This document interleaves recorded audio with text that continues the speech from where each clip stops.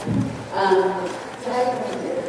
I think it's Let's just jump right into Q&A. Please jump up to the microphone back there, line up. I'm sure some of you have some questions, so first person lining up. And if nobody has questions, I'm going to start beating people until they do.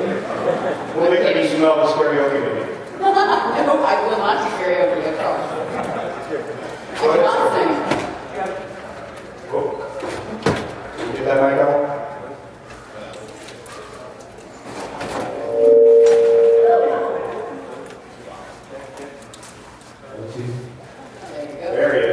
Did you have to do any extensive combat training at all for some of your physical scenes, like the Gina scene that you had to do on the Genesis CIC? I didn't know. The first bit of fighting that I did was at the end of season 1 in the finale with Starbuck. And then I did train for that. We both trained for it. Michael Ryan, the director, wanted Katie to train more with a boxer because she was more kind of scrappy. And I trained with the sensei and did more martial arts moves. And then, but we'd never trained together, the two of us, until we actually did the fight. And it took us a day and a half to film it.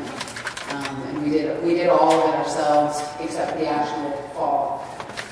They had some, the hit, when she hits me, that was us. The actual fall, they wouldn't let us do. How many takes did that take? That fall, they did it in 1. And then I think they lifted the girls up again just to get another camera angle as they actually hit the ground. They lifted them up about 5 feet. But they fell over probably it's about 2 story, like a full story. We were in an old warehouse type building, so those are, like from falling above this floor down here. But they make them crash into cardboard boxes and things.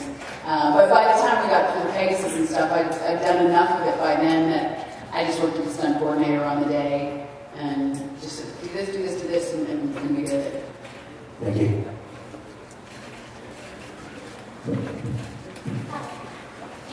Yes. Yes. So I was going to hear about supernatural elements of it. Here's some of these great stories about what one person earlier on set. What was some of the like romance? Yeah, I obviously worked with them, but I had so much as well that was alone without them, and they were actually happy because they worked their butts off in that show. Anytime you've got a show, basically 2 leads, they're in practically every scene. So they really, really work hard, as opposed to an ensemble show where you have a little bit of time off because you'll have an episode that's not really about your character and that type of thing. So they were actually thankful. They're like, thank you, you're taking even just a little bit of a break here. I actually had a really hard shoot. The crew was great and the cast was great. It wasn't a hard shoot in that respect, but we were filming in January in Vancouver and it was extremely cold weather. It was either pouring rain and slightly above freezing or slightly below freezing and snowing. And we had pretty much all night shoots and they had me in a t-shirt and a tiny little jacket. So physically, it was a very, very trying shoot. But I think it turned out well. And the boy, everybody on set called them the boys, so that's all I can call them now, is the boys were great. And I realized that I was older because I looked at them like boys. Here I am with these 2 gorgeous guys, and all I want to do is pinch their cheeks. Something's wrong. Thank you. Hi, I was just wondering, what was your favorite thing about playing Evie in Mass Effect 2 and Mass Effect 3? Well, I'm just starting to do Mass Effect 3, so I've done 1 session so far, and I have another session next week. I'm not going to tell you what happens from what I know of so far. Playing Evie was a lot of fun. I've done quite a bit of voice work, and most of the stuff I've done is bigger and grander, and Sarah Kerrigan, Queen of Blades, and StarCraft, and that sort of thing, where you're yelling and you're being, like that.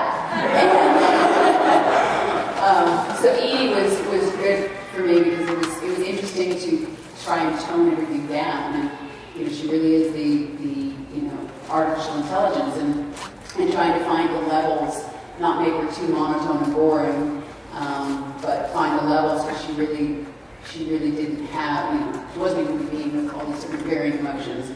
And so that was the challenge of playing her. But we're doing voice stuff here always alone. So, I'm working off of Seth Green's Joker, and I never met him.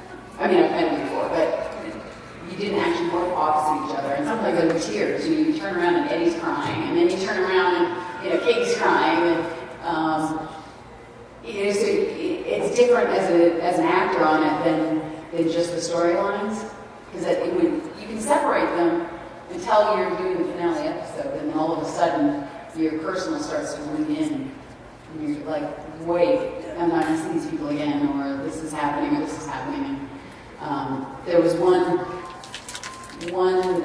scene where Balthar and I are together. I can't even remember exactly off the top of my head right now where it was. I think we were watching Hera, I think, walk. And we had to reshoot that. And where we shot it was out a couple of hours away, and the light was going bad, turning dark, and we needed to reshoot it at the studio, so they faked it, where we were standing on boxes and they shot up into the sky, because otherwise they were just going to show us the buildings behind.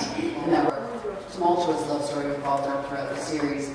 But I have said other times that it was Gina that was my favorite, and probably because she came in at a point where, when I signed on to the show, I didn't know there was going to be all these multiple copies.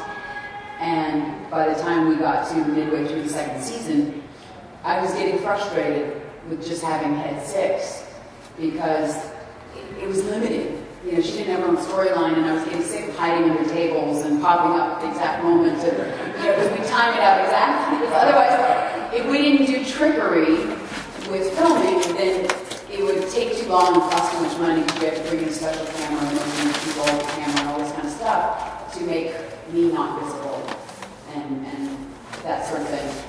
So we had to do the tricks of me hiding under the table and like, okay, when he says this line, you duck. And then when he says this line, you pop back up again. Or, I did a lot of that kind of thing where we're running around behind the camera and then coming in at the last minute. And that's hard because you're not really in the scene, especially when it was a scene with multiple characters. You're hiding under a table. You can't see the look that...